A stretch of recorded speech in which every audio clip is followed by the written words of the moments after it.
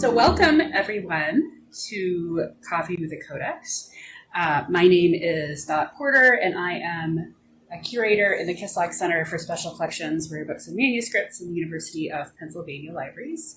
I split my time with the Schoenberg Institute for Manuscript Studies, which is a research development institute in the Kislak Center. And in the Schoenberg Institute, or SIMS as we call it, we do a lot of things all around manuscripts. So we have manuscript collections on hand. We also do a lot of digitization. We work on a lot of digital projects. And that's where I am situated.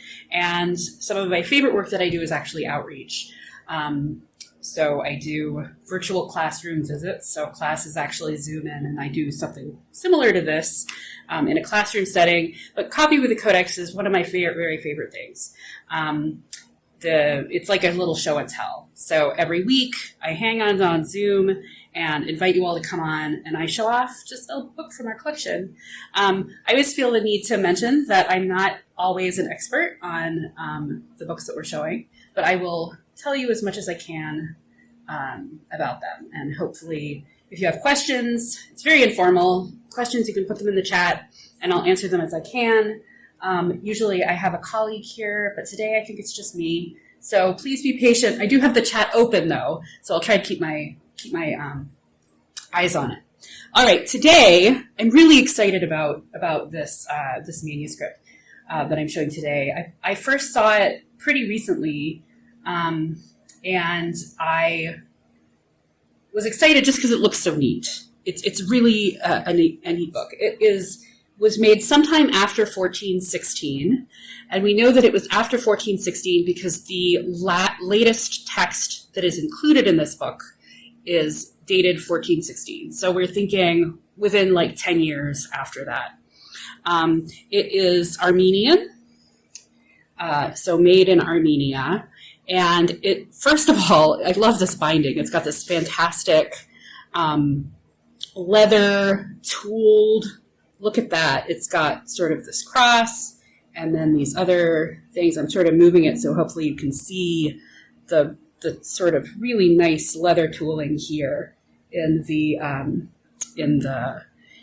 binding. And it's a little bit different from bindings of books that we normally look at because it has this flap on the side. So I'm used to seeing flaps on Arabic books. They're normally long flaps that sort of flip over and come in. So this is a little bit different. It just covers the sort of front edge of the book. And I guess it's sort of similar to, like normally we'd have straps. It would just be like plain straps. But it would have originally come around, and these little metal things here would have held the straps, so it would have held the book all together. But that's all sort of the same. But it's still this really nice, and it's got, I think you can see, it's got fabric in the middle there, and I think if we look at the back, you can see more of the fabric where that has lifted off. So this, again, is something that I've seen in Eastern manuscripts. So this is much further east than the sort of Western manuscripts that we usually look at. So Martha has a question: is the binding original to the book or added later? I don't know. The record doesn't say, and I don't know enough to know for sure. I wouldn't be surprised if it was original, though. It looks 15th century to me, as far as I know. So it could be original, or at least contemporary to it. So, and you can see even more of the fabric at the front. All right, so that's the binding. So what is it? What are these texts? So it's a collection of texts on the calendar. So there are, as you'll see as we go through, there's commentaries, there's a lot of tables, because thinking about calendar, you're talking about usually within the context of the church, which is what we're dealing with, you're thinking about the calendar in terms of finding the actual dates for important holidays, usually Easter. So that's sort of the context that we're working in. So we start out with an introduction right here, and it's written in Armenian, which I don't read at all. So at this point, I'm going entirely from the information in the record, which is really, there is a lot of information in there. I've heard a couple more people come in, so I'm going to just pop in the first set of links again so that you can reference the record on Franklin if you want to while I'm speaking. So there's this couple of pages of introduction, and then we come to the first text, which is a commentary on the calendar by Jakob Grimetsi. And this is the text that's dated to 1416. And when I first opened this book, when I was doing, I think I did a short video of it for our video orientation series. And I opened this up and I just absolutely gobsmacked by this opening. It is this sort of red and blue, and it's just so pretty. And I knew immediately that I wanted to share it with you guys because it's just really beautiful, even though, it's a text about the calendar, and yet someone took the time to do this. And then we have a sort of rubric up here, and then the title opening, along with this pretty neat little initial, which I think, my camera is doing something weird. There we go. I think that might have a little animal in it. It's sort of hard to tell, but that might be fishes or birds. Anyway, it's something quite pretty. And since we're here, we can take a closer look at this artwork too. That's nice. The color the red is interesting. It's sort of a rusty red. I don't know. I'm afraid I don't know anything about what these inks might be made of. But there we go. So this is the first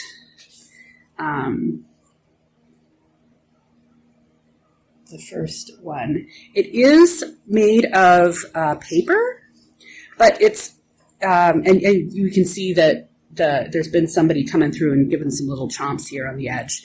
So it is made of paper, but it's actually hard to tell that it's paper to me. It's very shiny.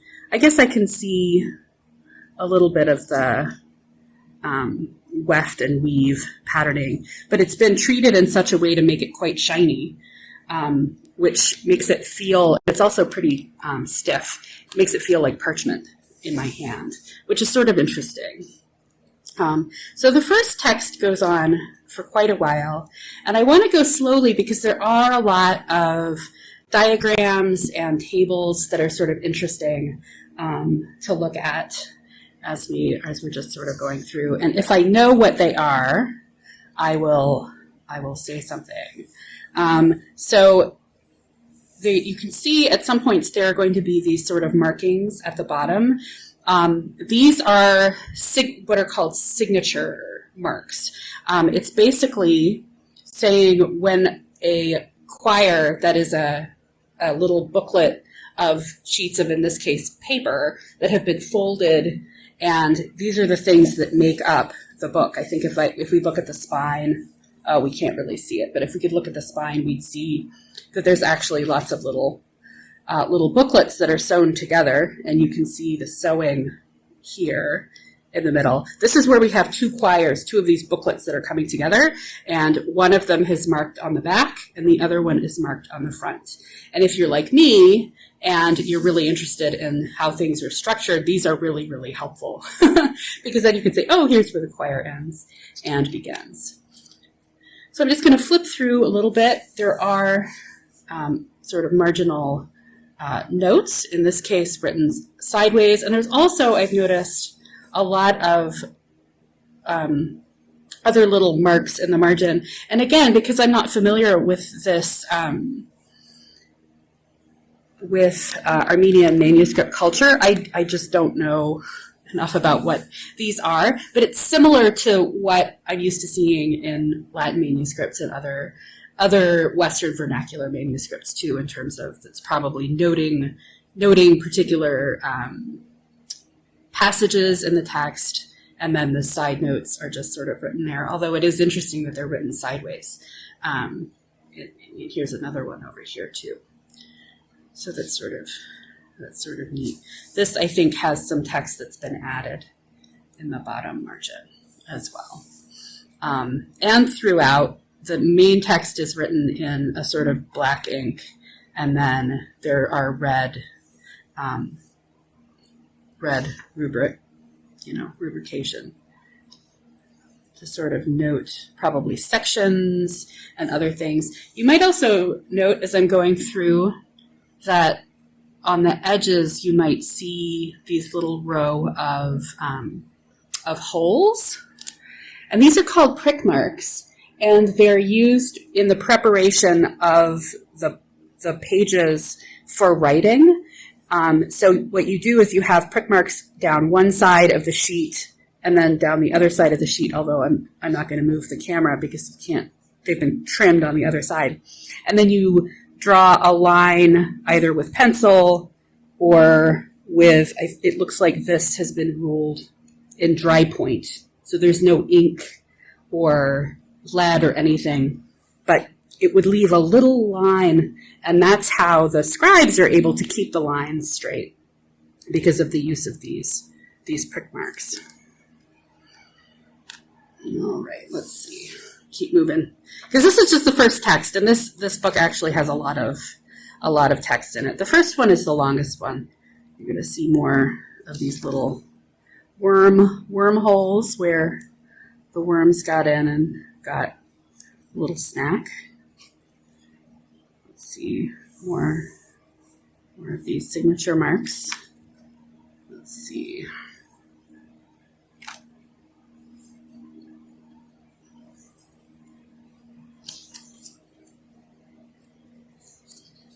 Here we go. Almost. All right, here we go. So the next text, so we've got the end of the text here with some kind of, explicate there. And then the next text starts here. This is on the liturgical year. So first we had a commentary on the calendar, and then we have on the liturgical year. This is just a couple of pages. And this is by a 13th century scholar, Grigor Skiratsky is his name. And I want you to notice that there is a little blank space here, which I think probably means that there was supposed to be an illuminate, or maybe not an illuminated initial, but a larger initial, and whoever was supposed to come in and add it didn't do that. And we'll see the same thing happening in other places. So here again, there's nothing there, and there's actually, it looks like there's a letter that's been written there, maybe in pencil, and that could have been a guide. I'm not certain, but it could have been a guide word. So this is another commentary on the calendar by another person that is called Andreas, and I assume that Andreas is mentioned in the text, but there's no indication of the record of who that actually is. So the next text is another commentary on the calendar. This is by someone named Anania Shirkatsi, and this is a 7th century person. So these are not only, although the one text is from 1416, there's clearly a lot of other stuff. So we have a 13th century person, and then we have the 7th century text that's also pulled in here. Again, there is no initial there. So that was, somebody was laying down on the job. So next we have a commentary on the Roman calendar. This is sort of fun because, again, there's a space for an initial, but it looks like somebody much later came in and tried to add a little letter. It looks a little bit like those S's. I don't know if you guys are in the same sort of cultural memory that I have, but like the S's that people would like draw on, I don't know, chalkboards in school or whatever, on the subway, maybe. I don't know if there's a name for that S, but it looks like that a little bit. All right. Keep going. Okay, so this is sort of interesting. So we've had calendars, we have had commentaries on the calendar, on the liturgical year. This text, again, just a couple of pages, on the nature of the body with the discussion of the zodiac signs. And this is not, it's not, if you've seen a lot of sort of medieval texts about the calendar and about the zodiac, it's not that weird to have discussions of the body along that, because it was a very holistic belief that the zodiac had an influence on the human body in various ways. So doctors were like trained to do, zodiac readings and things like that. So it is sort of interesting that it's included in this particular text. But there we go. So we have this on the nature of the body with the discussions of the zodiac. Sadly, there's no diagrams, I don't think. That's one of the fun things about zodiac text, is often you get little zodiac drawings. And then after this, we have a poem on the nature of the human body. So again, more of this sort of flex to medicine, or at least to natural philosophy, human body. And I like this because I feel like I'm learning something about the layout of Armenian poetry, because I don't know anything about Armenian poetry, but knowing that this is a poem and sort of seeing how the lines are laid with this, I think that's pretty interesting. All right, and then the next section, actually the next couple of sections, are calendars. Calendar tables. So just pages and pages of tables, which are, I've seen similar tables in Latin manuscripts and also in Arabic manuscripts. So this is definitely a sort of genre of table. It could be, as I said earlier, helping to figure out dates of holidays. It could be even things like the moon, the movement of the moon and the movement of the planets. It could be any number of things. So we go on and on and on. There's more of this sideways writing, which I just think is really neat. Right. And then before we get to the next, actually, I just want to point out there's a really pretty little knot there that seems to be like marking the end of the line, which I think is pretty neat. But before the next section starts, we have this blank page that somebody has come in and put dates. We have 1803, 1810, 1811, and I think that's 1814. And I don't know what these are. There's not really anything in the record, but it's this sort of common practice of, there is there's a blank page. Somebody later is going to come in and write something in there. It's pretty much inevitable. Nancy has a question. Do we know what the measuring devices used to draw the tables looked like? Oh, this is a really good question. So I think you're asking about how these, I have absolutely no idea if, how they were done. I will say that I'm not seeing it here, but in other manuscripts that I've looked at that have tables, you will often have pricking marks along the edges, the top and the bottom and the sides, the same way that you see them when you're just doing, here is an example. So here are pricking marks only on the side, but you can see they're there. And as I say, I'm not seeing them on the top and the bottom, but you'll often see them on the top and the bottom. So I think it's whatever, it could just be a ruler, and depending on how many lines they want to make. But I don't know actually anything about medieval rulers now that I'm thinking about it. There's so much I don't know. All right, there's another question from Martha. Is that a name? It could be names. These could be names. I just don't, because they're written in Armenian, and I just don't read it. So it could be a name, but I don't know. Or maybe you're talking about down here.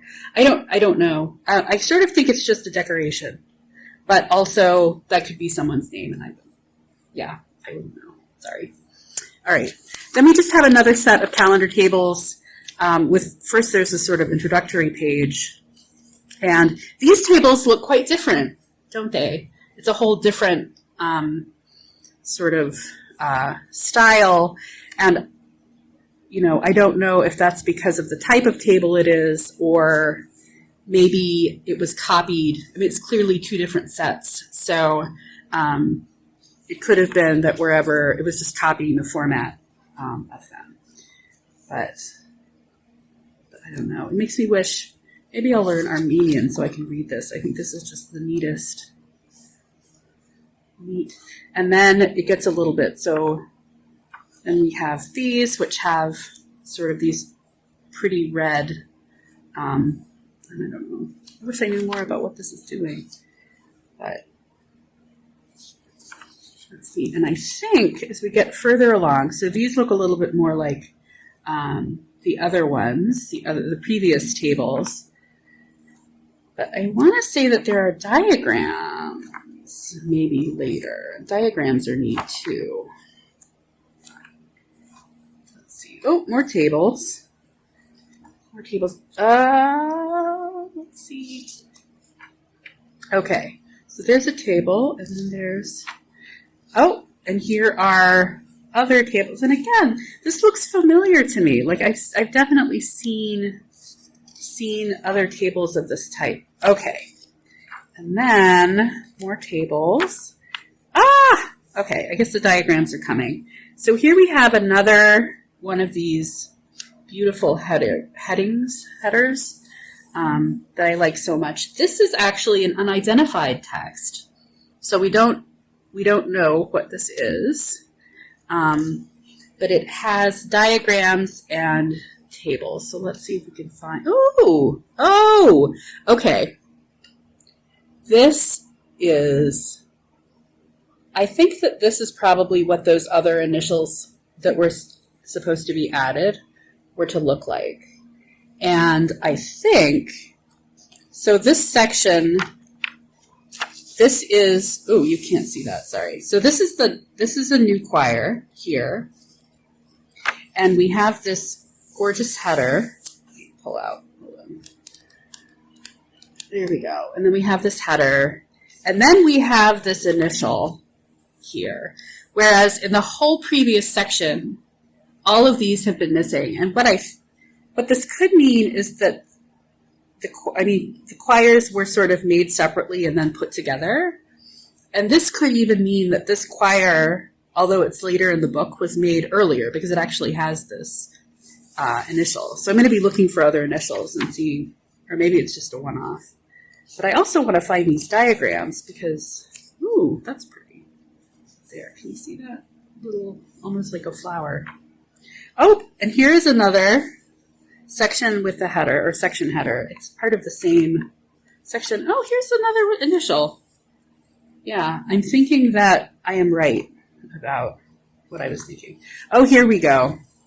So here is a diagram. And this is really something else because they've made it by making a lot of sort of concentric circles. I have no idea what it is. I wonder if it's the months of the year. I think there's too many of them. But very impressive design work on that. And then there are some more. So here we have a calendar diagram and tables. So here's another diagram. Really neat.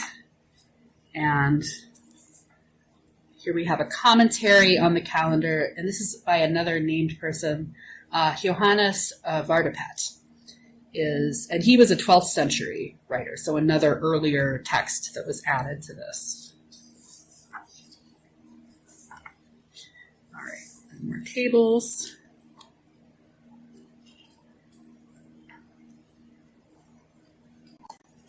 More tables, so many tables. I'm looking for diagrams. I think the tables are neat, but I like the diagrams too. Oh, here we go. Another diagram. More tables. These almost look like Western medieval calendars, books of hour calendars. Almost. I don't think that's what they are. But sort of has that look about it. That's too many. Let's see. Wow. And the record doesn't say, ooh, I didn't see that before. That's interesting. So here's another blank page where somebody came in and added something. It was just the backside of that page.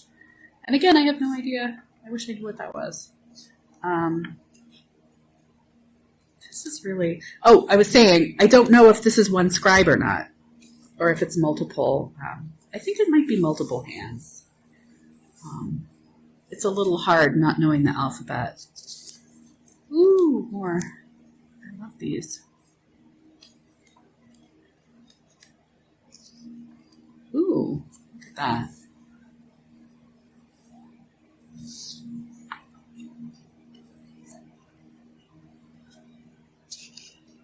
All right, Hannah has a question. This is a bit delayed on the diagrams, but some Arabic and Persian manuscripts layout is made by a tool called a mistara that uses chopped threads to map out lines. Yes, I have seen those. So they're like, yeah, it's almost like a frame, I think, with thread, and you sort of press the paper onto it, and it leaves a kind of indentation.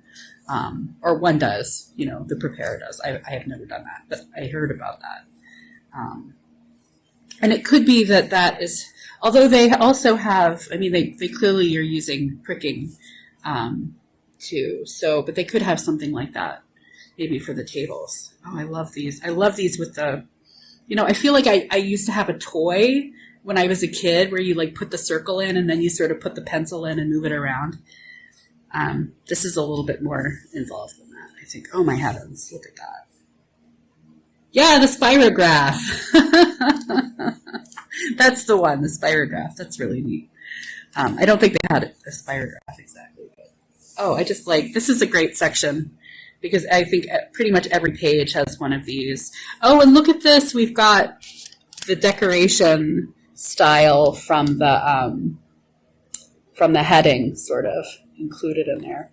Oh, Nancy says she still has her Spirograph. I'm jealous. I'm gonna go see if I can find one. Maybe I feel like my kid would like that.